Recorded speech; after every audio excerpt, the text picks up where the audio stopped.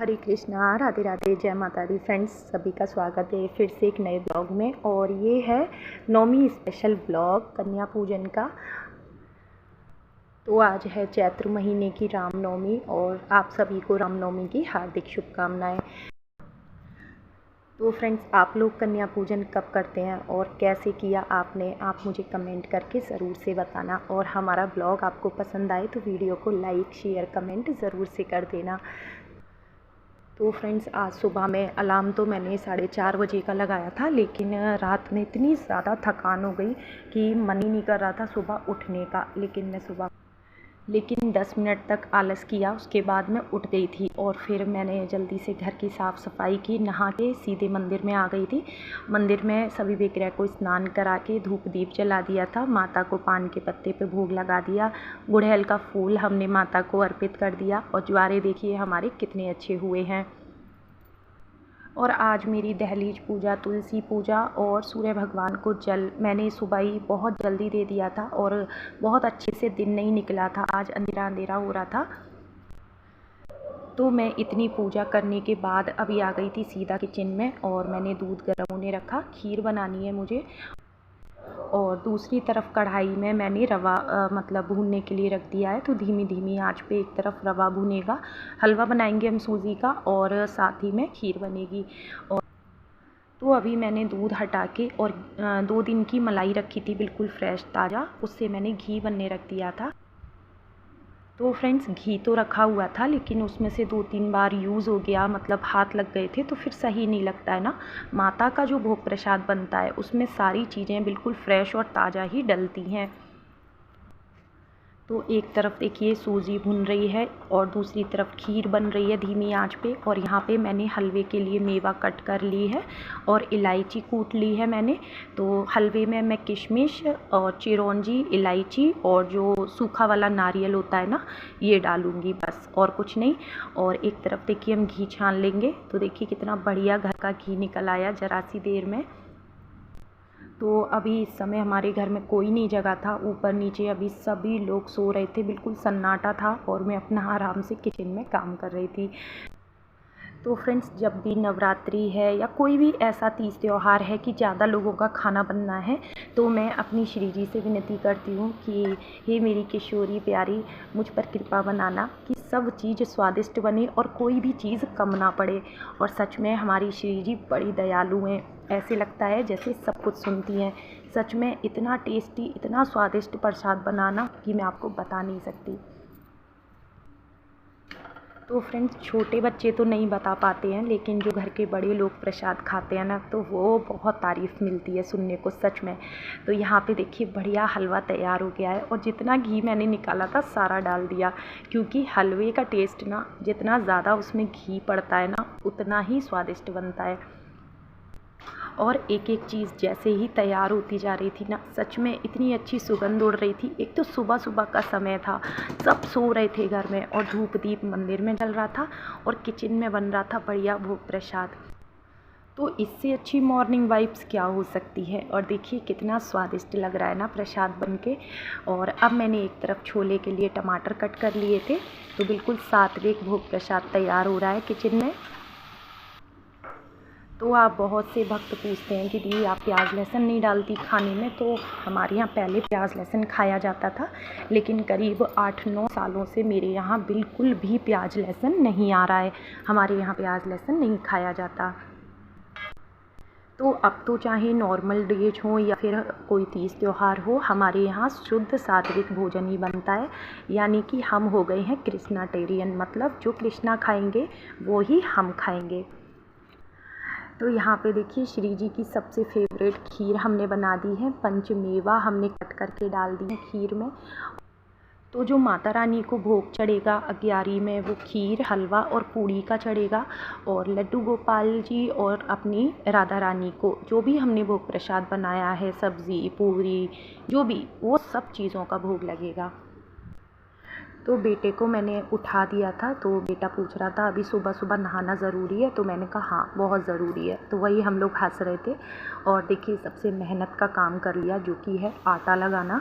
आटा जब ज़्यादा लगता है ना, तो सच में पसीने आने लगते हैं। और देखिए यहाँ पे अब हमने आलू उबाल लिए हैं। तो बच्चों को ना जो सूखे आलू बनते हैं ना, उसकी सब्ज़ी बहुत पसंद होती है। एक तरफ मैंने काले वाले चने उबलने रख दिए हैं।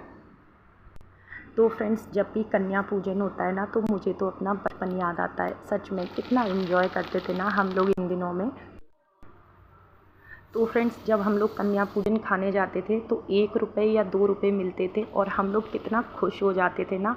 और आजकल बच्चों को गिफ्ट भी लाओ और 10 रुपये 20 रुपये दो ना, तो बच्चों को समझ में भी नहीं आते हैं।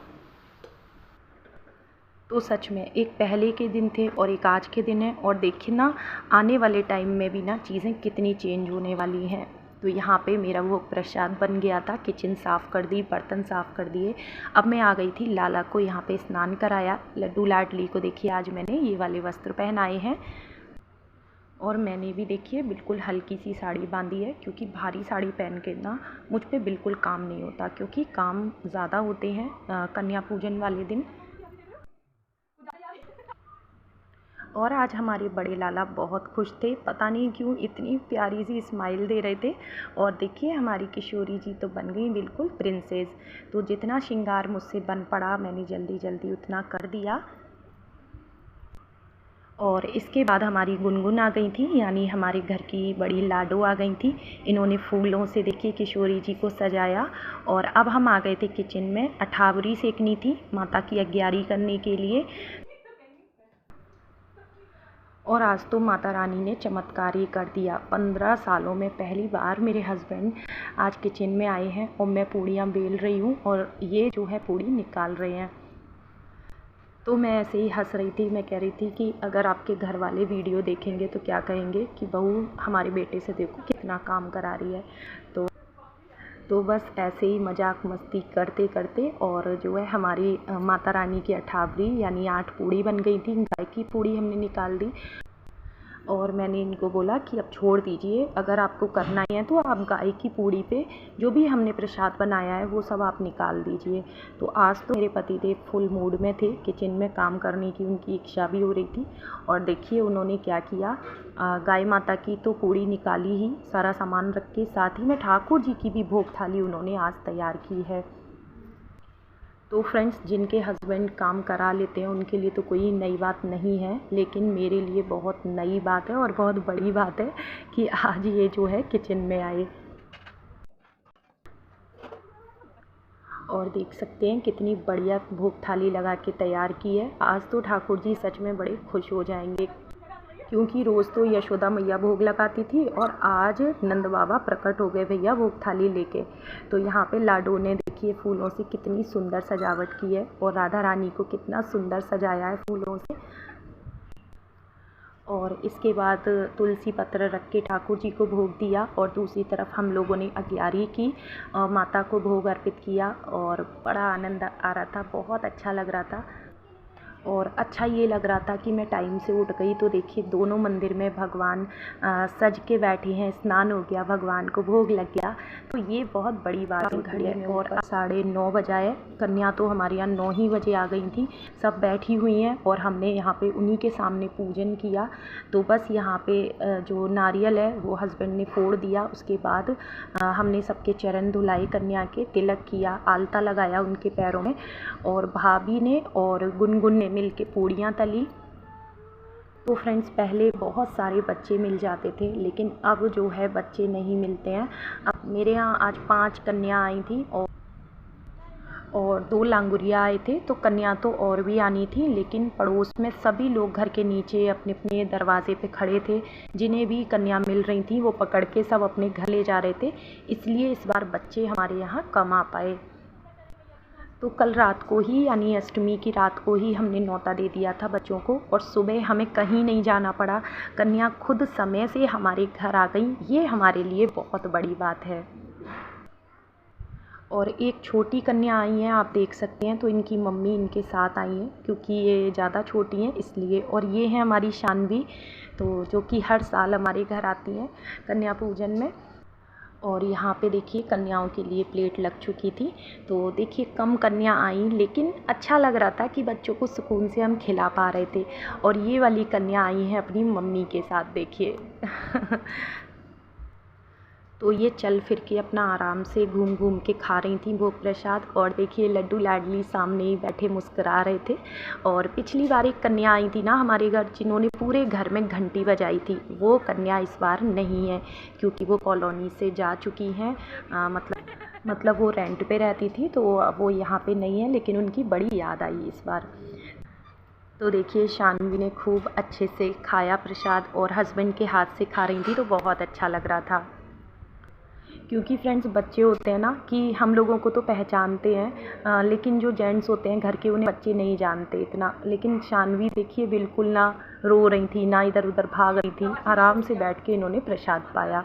इसके बाद हमने बच्चों को जो भी गिफ्ट हम लाए थे वो दिए, और दक्षिणा दी, चरण छुए, और इसके बाद हमने सभी को विदा कर दिया। और कन्या खूब खुश होके गई हमारे घर से, खूब सारा आशीर्वाद भी दिया इन्होंने। तो फ्रेंड्स जब बच्चे खुश होकर घर से जाते हैं ना, तो एक अलग ही शांति मिलती है मन को, और ऐसा लगता है हमारी सुबह से जो हम मेहनत कर रहे थे वो सफल हो गई।